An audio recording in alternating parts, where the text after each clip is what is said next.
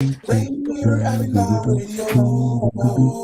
This is Tyrone with God Is, and the inspiration of gospel music also on Rainier Avenue Radio.org. We give out free food each and every Saturday from 11 to 2. And so we want you to come on out and support us. We love on your community. And we also have a fish fry once a month. We want to raise funds, put back into the community.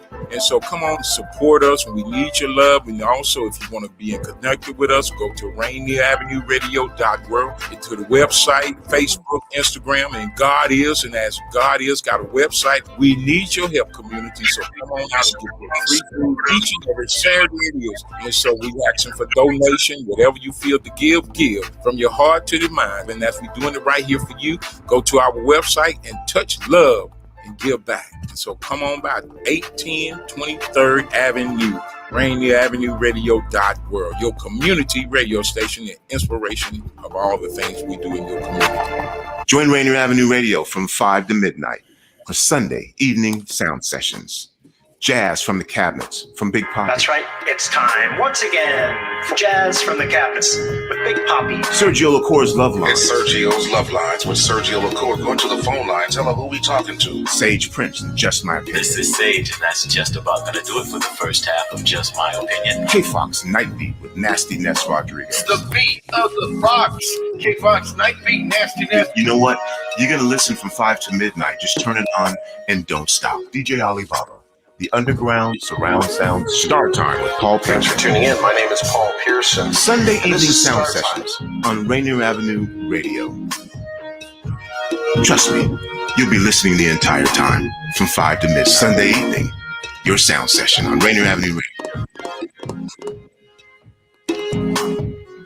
Dealing with COVID-19 is uncharted, and everyone has different challenges. People may feel anxious, down, or overwhelmed. For some, these feelings can lead to changes in sleep patterns, an increased use of alcohol or drugs, or withdrawing from the people around them. If you know someone who's having a hard time coping, you can help by reaching out to talk and listen. To learn more about how you can help someone in need, call the Suicide Prevention Lifeline at 800-273-TALK. Brought to you by the state of Washington. You know you can't get enough of Rainier Avenue Radio. .world.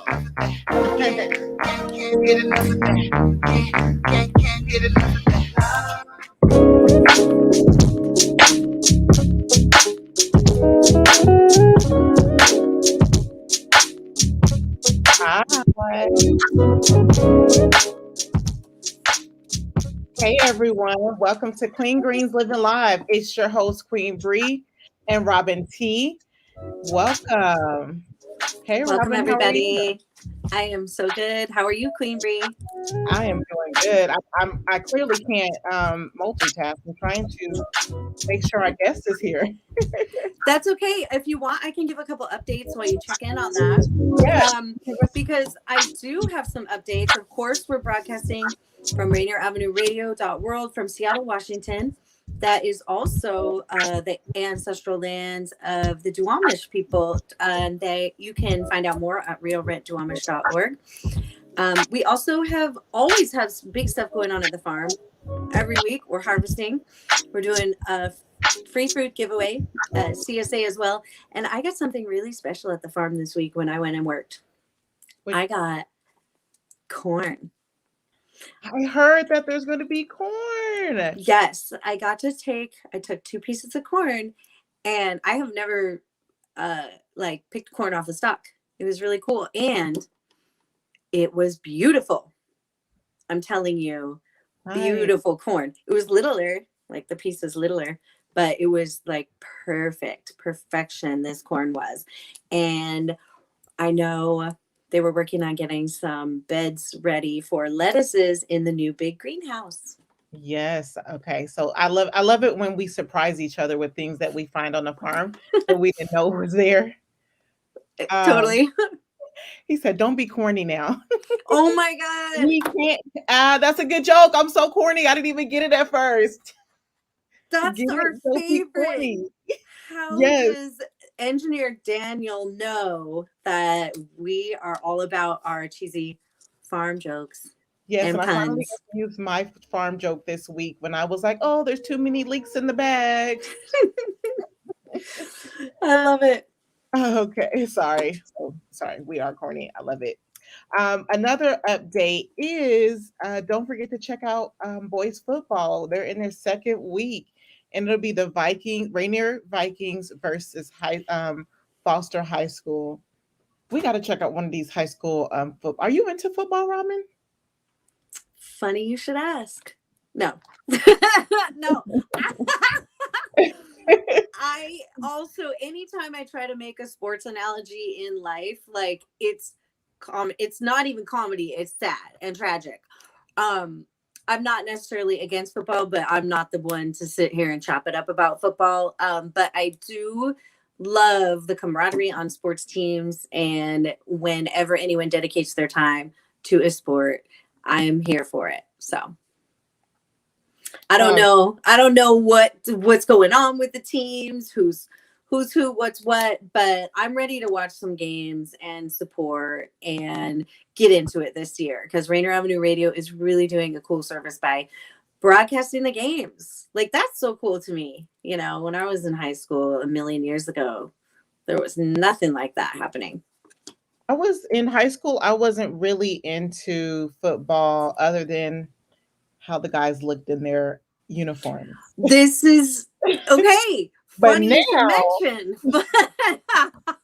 What? they do look pretty hot and tempting. Oh, but wait, that's considered sexual harassment these days? Let me dial it back a bit. They're working. Remember? Huh? They're working when they're playing, right? Yes, No, just kidding.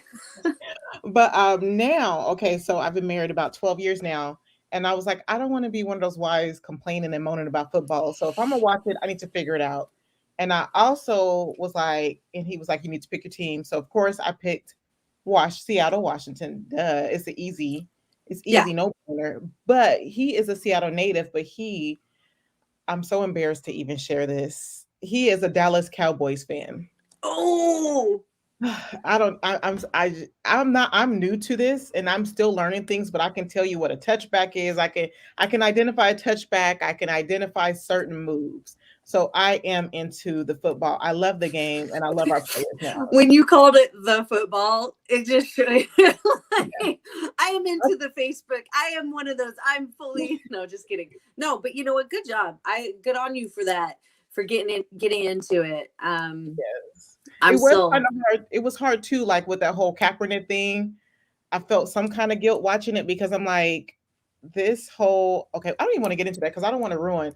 Go check out the boys football. That's a whole nother show. You know what? Yeah, and some local boys football were featured like in a national news story for kneeling. So nice. The football teams around here are still about, their support for Black Lives Matter movement. So it's okay. We can have both. And I'm happy that they're doing that. And I'm happy that it's still around because the movement hasn't stopped. It may have hushed just a tiny bit, but the movement is still going. And I love that everyone is taking a stance. And I love that Kaepernick started that and took that chance. I love that he took that chance above his career. And look, everything else is working out for him. So when you take chances, that's a good lesson to learn. When you take chances, things work out for you. Your vision may not always be what you think it is. It may just be that starter. And then you go off and do something totally different. And that's what I'm loving about what I'm hearing about some of the ex-football players that are happening. Like, they're not even really wanting to be known for that. They're wanting to be known for their work out in their community. And this is what Clean Greens is all about. It is. And I love that too. I think one of the ex-football players who is just doing a bunch of stuff in the community is going to be at the Rainier Avenue Radio event this weekend. And Mr. Doug Baldwin. He's going to be there this weekend in Skyway? Yes, I'm going too. See, there's another surprise. Yay! Yeah. I'm going to Skyway. What time do we need to be there? Okay, we can talk about that later. Good question. I know. But that's going to be really fun because it's the Love Train block party. Nice. There we go. Love Train block party. September 11th, 2 to 4 p.m. Check out your hosts, Queen Bree and Robyn T from Clean Greens Living Live. We'll be out there showing our faces, being a part of the community, and being a part of our Rainier Avenue Radio family. So stop by and say hello. And That's making me curious to know where all the food giveaways are going to be this weekend. That's where I think Clean Greens Plaza. Clean Greens Plaza will be at Clean Greens Plaza, but we won't be at that one. Right.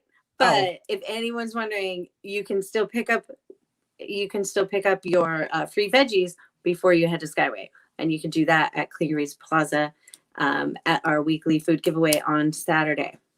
Nice. And Clean Greens Plaza ends as that's beginning. So there's no excuse to miss out on either one of them. So please come join the communities. Lord, Reverend Thorne said, that was Cowboys. I do not know that preacher. Okay, listen. I'm a little embarrassed. Okay. I didn't even want to tell y'all, but I be trying to live in my truth. You got to be unapologetic with the sports teams that he's into, you know. He's super unapologetic. Like he's probably listening in talking about don't be talking about my Cowboys, because he doesn't care how many games they lost. I mean, Tony Romo, they held on to him so long. I was starting to question his whole thought of football. See, you're over here name dropping football stuff all over the place. I know just a little bit. I'm still learning. Oh my gosh. It's actually a pretty fun game once you get into it. You guys, we're trying to get our special guest on, Dr. Alicia. I just resent her the link. She says she was in the waiting room, and she says she's backstage, but I just resent her the thing. Oh man. Oh good, she's here. Okay, that's really good. Is she here? No, I don't know from what you said on the text. Oh no, she thinks she was backstage, but Daniel said no.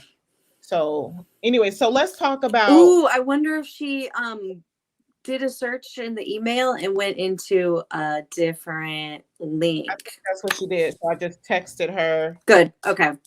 I just texted her the link, and hopefully we can get her on soon, because I'm so excited to talk about this subject. We've debated about it because it's a very emotional subject, but it has to be talked about. There are so many issues going on in this world, and sometimes I feel like there's so many issues to divide us and distract us so we can't stay focused. So it is very important that we continue to talk about, she's here, talk about these things. So let me give her a brief introduction. Our special guest is Dr. Alicia. She's been here many times, and we love having her on. If you don't know Dr. Alicia, she is a family medicine doctor and founder of Empower Her Health, a health education practice that empowers women of color to navigate their reproductive journeys with agency, promoting health, pregnancies, and healthy infants. She is a native of Seattle and grew up in the Central District as a member of New Hope Baptist Church. Her social justice work focuses on Black maternal health and health equity in healthcare. Follow her on Instagram at Happy Healthy Dr. Alicia, and sign up for her newsletter on her website at www.empowerherhealth.com. So let's welcome Dr. Alicia. Hello. Hey. Hello, ladies. How are you doing this evening? Good. How are you? We're great. You both are looking so beautiful. Thank you so much for the introduction. You're welcome. You looking beautiful too. Yes, likewise. Always radiant. Hold on, look. My honey buns has entered the chat room and said, "Please don't talk about my team, sweetheart. Die hard Cowboy fan." Lord, I question this sometimes. Anyways, okay, but hey, Alicia. Yeah. Okay, so we're here to talk about this abortion law in Texas. So if you guys are new to this, which I'm pretty sure you're not, because we have been talking about it for weeks now. Texas has banned the abortion of most abortions in the state of Texas, and they have empowered the community to become bounty hunters on people who decide to have abortions. And when I was reading about it, I was a little confused because it kind of, I don't know, you guys, what have you guys read? Because what I read, it sounded like, okay, they don't want them to get it, but they didn't say they couldn't get it. But if they do get it, somebody can put out a bounty. Somebody can go turn them in and get $10,000. Isn't that crazy? That sounds almost something out of a movie. You would expect that to be real life. It sounds absolutely crazy. I mean, to know that it's so crazy because there's so many crazy people out there that could just attack people for no reason. Mm-hmm. Exactly. I mean, this law is what we call a de facto ban, which basically means the law hasn't been completely outlawed, because that would be, against the Constitution. What the Constitution protects the right for a woman to seek an abortion at the federal level. However, because the Supreme Courts really refused to intervene, it's almost as if states can now create these laws that restrict access to safe abortions across Texas. And we know that this is a fundamental right, human right, to be able to control your reproduction and have access to the means to do so if that's what you choose. And that should really be a decision between you, your family, and your doctor. And really, that shouldn't at all be within the jurisdiction of the law. So it's just really unfortunate, but we're going to see, hopefully, some organizations really mobilizing and trying to push back against this crazy law. Well, there is some good news today. The U.S. attorney filed a lawsuit against the state of Texas to fight it. They're saying it's unconstitutional. And I don't know, I had this whole thing to give this disclaimer in the beginning that we will be talking about abortion. It's a sensitive subject for you. Please exit the building. But if you choose to entertain this conversation, please be respectful and understand that we ain't afraid to have this conversation. And we're having it for a reason. Yes, just conversations are always important. That's really the fundamental of spiritual and personal growth, is challenging yourself to move outside of particular frameworks in your mind that you're working with, and really try to understand and communicate your point in a way such that you're bridging a divide. You're not dividing yourself or separating yourself off from others. Yeah. So look, okay, so there's two things that I want to talk about, and I just don't even know which crazy to choose from. Yes. Texas Governor Abbott, he said, I guess when they were talking about, you didn't mention people can have abortion in case of rape or incest. Right. This man thinks that he can eliminate rape. Eliminate rape. I mean, and when we think about rape, everybody always thinks of the classic movie Rape. Yeah. No one thinks about the family member that's raped somebody, or the husband that's raped their wives. Rape is not a stranger. Like, how do you police people in their family to stop things from happening? And then not even put a bounty on turning in a racist. I mean, not a racist. Well, that too, but a rapist. Mm-hmm. Like, you're absolutely right. It's just boggles my mind that, at this point, this man feels like it's his, ordained by God to control the reproduction of all the women in this country. It just makes absolutely no sense. And the fact that he thinks that he can eliminate rape really speaks to the fundamental truth that he doesn't even know what that is. He doesn't even know what that experience looks like for people. So it's just really speaks to how disconnected they truly are from the community. And I think there's also they have a belief that like not a lot of things are rape like that. Like there's such a long history of women not being believed, of rape kits not even being processed, of reports being, women get harassed if they report. They get told it's their fault. So they know they're going to use that same narrative again. And just, it's not like you're eliminating it. You're still making it unsafe, and you're still making it unsafe to report, and you're still not going to investigate. And how many, rapes happen with law enforcement, and so it's like, it's not that they're going to eliminate it. They're going to try to eliminate the ability to even report it and things like that, or even be considered rape. So it's like, come on. Such a joke statement. And it's like, yeah, it would be nice if you would teach men to not rape. Because most husbands start there. Some husbands don't think it's rape if their wives tell them no, because that's their wives. Right. They think that being married to them, they get a right over their bodies. I mean, that is a whole conversation that we need to start from the gate. Is that just because you're married doesn't mean you get control over that body. Yeah. Go ahead. Sorry, I didn't mean to cut you off. Just to speak to that, that issue of bodily autonomy, which, I don't know if I should say this, but This Say it, girl. This issue of bodily autonomy is like a fundamental truth in the tenet of reproductive justice, where you have the ability to decide what you choose to do with your body. And really, no one else should have jurisdiction over that, right? And I think how that comes into play now is when we're talking about the COVID-19 vaccine, where a lot of anti-vaxxers are saying, hey, this is my body, I don't want a vaccine, despite this being, a public health emergency. And you're actually starting to see a lot of these mandates pop up, these vaccine mandates where people, at work have to get vaccinated in order to work, right? It's compulsory for work. And so, a lot of people are using that same argument. So what do we make of bodily autonomy? We're pro-choice, and we say that women should be able to have control, and all individuals across the spectrum should have the ability to control their reproduction. And that's a fundamental truth of bodily autonomy. But then over here, we're forcing people to take vaccines. And full disclosure, I am vaccinated, that was also my choice to do so. At what point do we really have to respect the fundamental tenet of bodily autonomy? And at what point do we need to kind of redefine what that means? Right. Like, yeah, Reverend Thorne said it's like slave mentality. It is. Mm-hmm. Yeah, I'm also vaccinated, but I personally feel like people have the choice, their body, their choice. Mm-hmm. I can't tell you, and I made that personal choice debating on the things that were important to me. Right. So it's like, I feel like people should have their choice regardless. But it just trips me out that a lot of the people are like, no mask, no vaccination, are like, yeah, abortion, ban the abortion law. And I'm like, how the hypocrisy. Right.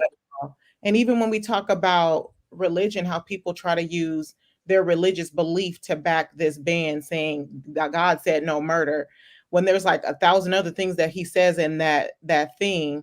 I mean, what about God saying, do not judge anybody? What about God saying, take care of his people, take care of his earth? What about God himself giving us the choice whether we believe in him or not believe in him? Yeah. In our own path? How does that even play into you trying to back your religious beliefs to someone else? Well, that's when religion has become politicized, right? It's used as a tool for versus really a tool of enlightenment. Yep, I agree. And I think that people who are, if you're listening and you're using your religious beliefs to back this abortion law, please go back and read your Bible, because God talks a whole lot about love and forgiveness and taking care of each other and creating access. I mean, Jesus was walking through the neighborhood, letting you know there's people out in the street that needs help. Get out there and help them, not sit here in this building and praying all day and you're not out here doing what God called you to do. Mm-hmm. Sorry, didn't mean to preach to y'all. We brought make it a sermon. Y'all maybe that was the way that they could receive it. But we brought Dr. Alicia on because we wanted to talk more about not just our personal opinions, but the fact that the abortion law is banning it after 6 weeks, and most women do not even know that they're pregnant before then. Mm-hmm. So can you please, for the people who are having a little hard time understanding, can you explain that to them? Yeah, absolutely. So the vast majority of individuals who are seeking abortion usually do seek them relatively early. However, 6 weeks is very early. In some cases, you may not have even had, a missed period at that point, or noticed that your period was missed. And at that point, it's really difficult to even know. In some cases, 8 weeks. The issue is that they're saying, in terms of the cutoff for being able to obtain an abortion, is if there's a heart rate beat detected, which isn't necessarily a heart, but it's just kind of a pulsating cells that can be detected on an ultrasound, that if the doctor is able to see that and visualize that on the ultrasound, that you're not eligible for an abortion. So that effectively means that 85% of all abortions would never take place, right? Because most women, like I said, present definitely before 12 weeks, but 6 weeks is egregiously early to even know that you're pregnant. And they say abortions, 85% of abortions in Texas happens after the 6 weeks.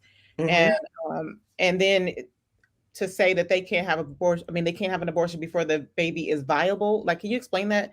I understand it, but I can't speak it in doctor terms, if that makes sense. He kind of really speaks to the heartbeat itself. At this particular point in the pregnancy, it's super early. There's really no organs that have formed or anything like that. And you don't even really have a heart in most cases. Like I said, it's just a clump of cells that pulsate together. We're like the early kind of stages of the heart developing. So, that's kind of what they mean when they talk about like pregnancy viability is there a heart rate? And is that supposed to equate with 6 weeks? Because I'm so curious too, because sometimes, or actually, I don't think they ever know the exact conception date, right? Because it's just based on when your last period was when you find out your due date, correct? And sometimes it's like, is it the first day of the last period or the second, and then sometimes you still have your period before, so I'm so curious how they would prove that, or even if. Yeah, I mean, the whole idea is just, it's just not, it's just ridiculous. And irregardless of that, I think that it is a woman's choice to decide whether she wants to continue the pregnancy or not. Like I said, 6 weeks is very early, and many of the procedures that we have are extremely, extremely safe, far safer than, for example, having a colonoscopy, which is something that we encourage people to do after age 50 to screen for colon cancer. But little plug for getting your colonoscopy.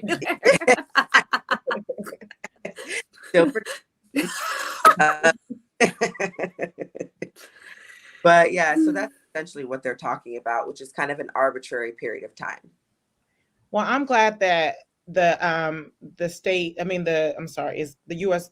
Who is it? The Attorney General, has decided to file a lawsuit because other states like Florida and Arkansas and South Dakota are trying to look at this law and see how they can bring that into play in their states. Mm-hmm. And so I've been researching and looking, and people have been making valid points. In our states, in the state of Washington, I don't know how it is in New York. We don't have to worry about that right now. Our health, I've always looked at my friends who live in the South compared to the healthcare that is in the state of Washington, and we have pretty good access to some things, right? Oh gosh, where was I going with this? I'm so sorry. I went all over the place. I think you were going to ask about how we can help if we're in a different state, because we got to keep watching out on what do we do locally. Yes, that's exactly. See, we're in sync, because that's exactly where I was going. I knew where you were going, because they said that us in these states are always talking about the South and their backwards ways, but we never step up to do anything about it. And when I was talking to Dr. Alicia, she was talking about ways that we can help. But before you tell us, if you're just tuning in, you are tuning in to Clean Greens Living Live, broadcasted on Rainier Avenue Radio. It is your host, Queen Bree and Robyn T, and our special guest, Dr. Alicia. Okay. Hello. But yeah, so what are ways in states that are not really affected by it, but we're watching it, and if this continues to happen and we sit back and don't say anything, it can come to our state? How can we get involved? Yeah, absolutely. I mean, I think definitely kind of join. You can start on social media to really find your community of individuals, both locally and kind of nationally, that are mobilizing around this issue.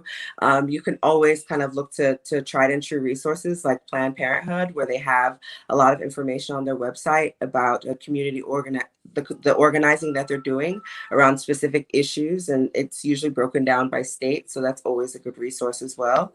Of course, raising awareness is super important, so I think it's important for us to destigmatize abortion, that really kind of understanding this as a justice issue as we kind of push forward our demands for social justice in this country in all aspects of the societal sphere. It's really important that we also ensure that we're not leaving women behind. Yeah, and it's like most people, they try to criminalize it, thinking that most people want to go out and get an abortions, but it's not always that case. Sometimes it's access to healthcare, access to birth control. Mm-hmm. It is their financial situation, mm-hmm. bringing kids into this world as it is right now is scary. People mm-hmm. who are going into these decisions are not making these decisions because they want to. They're making these decisions because they have to. Mm-hmm. And I think taking that away from them, like you said, policing their own body. And then when we talk about, a lot of religious people like, well, don't have sex. That is very easy to say. in a very sexualized world where sex is everywhere. It's like, I think and make sure to tell the men that. I mean, there's so many laws regarding women's bodies, but women are not making these babies by themselves. And we're not even talking about the men, how they're going to be held accountable of taking care of these babies. Do they start taking care of the babies once the mom is pregnant? Is that when you start taking care of the babies? Like, there is so many things. And I think instead of shaming the woman for having to make this choice, shaming the woman and telling her not to have sex, but you're not telling the men not to have sex, I think we should start educating ourselves first and then educating our children to have this comfortable talk about sex and what it means to protect yourself and to have access to birth control. Any closing thoughts, guys? I would like to see the bounty money go to like paid maternal leave. Yes, exactly. Yeah, Texas are always hollering about they ain't got no money. They got money to pay bounties. Wow. Right. No money to pay bounties and no jobs. It's the defendants who pay the bounty. It's actually not the state. Wow. What? Actually, I was reading about that in the part of the law. Yes. And they also have to pay their court fees. But if they win the lawsuit, they still have to pay their own court fees. It's awful. Wow. Most law you ever read. It's very lopsided, and we will continue this talk and continue watching. Thank you for joining us, Dr. Alicia. We always love having you on. Thank you. Thanks for joining Clean Greens Living Live, broadcasting on Rainier Avenue Radio. Up next is Traffic Jam. Here with the Rainier Avenue Radio